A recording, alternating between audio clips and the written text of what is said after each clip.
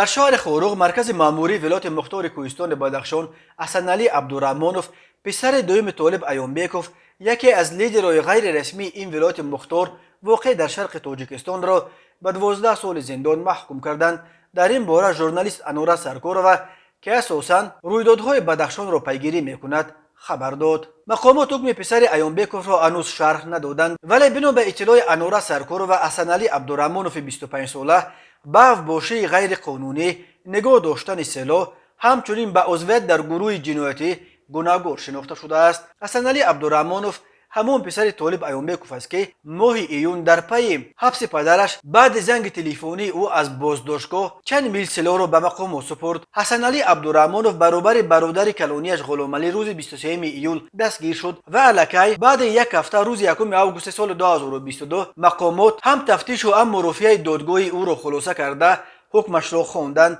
انورا سرکورova خبر داد که او در دادگاه اتهامات اعلان شده را قبول نکرده است و خویشاوندان حسنعلی عبدالرحمانوف نیز حبس و حکم او را دارای انگیزه‌های سیاسی نامیده به تعقیبات دوامدار مقامات تاجیکستان به ضد قوم‌های پامیری رفت می‌دهند. یادآور می‌شویم در چارچوب بازداشت‌های عمومی در ولایت مختار کوهستان بدخشان خود طالب ایومبیکوف و 2 برادر و 3 پسر او هم به حبس گرفته شدند. دادگاه ولایت روز جمعه 5 آگوست سال 2022 غلامعلی عبدالرحمانوف پسر کلانی طالب ایومبیکوف را به حبس عمرباد محکوم کرد.